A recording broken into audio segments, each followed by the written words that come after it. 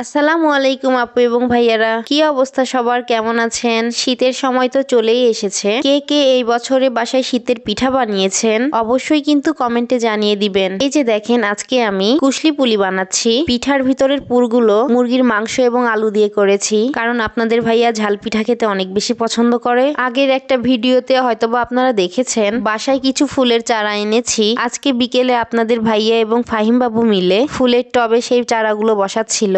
মাশাআল্লাহ, দেখেন ফাহিম বাবু তার বাবাকে কত হেল্প করতেছে। সবাই কিন্তু একবার করে মাশাআল্লাহ বলে দিবেন আমার বাবাটাকে। চিন্তা ভাবনা করেছি বাসার বারান্দাতে খুব সুন্দর একটা ছোটখাটো ফুলের বাগান করব। নেক্সট টাইম কোনো একটা ভিডিওতে আপনাদের সাথে আমার ছোট্ট বাগানটার ভিডিও শেয়ার করব ইনশাআল্লাহ। এদিকে দেখেন সন্ধ্যা হয়ে গেছে, আর এখন আমি আবারও চলে আসলাম তেল পিঠা বানানোর জন্য। তবে সত্যি কথা বলতে কি, আমাদের বাসায় আমরা সবাই ঝাল পিঠা পছন্দ করি। আমি আবার ভাবলাম ঝাল পিঠার পাশাপাশি একটু মিষ্টি পিঠা বানালে মনে হয় ভালোই লাগবে। যেহেতু পিঠা খাওয়ার ট্রেন্ডিং সিজন চলতেছে, তাই পিঠা না বানালে কি আর চলে। তাই সব ধরনের পিঠাই অল্প অল্প করে বানিয়ে স্বামী সন্তানকে খাওয়াচ্ছি। তবে গত সপ্তাহে কিন্তু ভাপা পিঠাও বানিয়েছিলাম। আলহামদুলিল্লাহ, টুকটাক করে সবকিছুই রান্না করতে পারি কিন্তু আমি। আরেকটা মজার বিষয় আপনাদের সাথে শেয়ার করি। আজকে সকালবেলা কেনাকাটা করতে গিয়েছিলাম, তখন এই থ্রি পিসটাও নিয়েছিলাম। বাজার থেকে বাসায় আসার সময় নতুন একটা টেলারের দোকানে থ্রি পিসটা দিয়েছিলাম বানানোর জন্য। তাকে ঠিকঠাক মাপও দেখিয়ে দিয়েছি। তারপরেও দেখেন, দিয়েছি জামা, করে দিয়েছে ম্যাক্সি। কিন্তু জামাটা পরার পরে সবাই বলতেছে আমাকে নাকি এই জামাতে ভালো লাগতেছে। আপনারাও কিন্তু কমেন্ট করে জানাবেন জামাটা কি লং রাখবো নাকি শর্ট করব। তো যাই হোক, অনেক তো পিঠা বানালাম, এখন আবার রাতের খাবার খেতে হবে।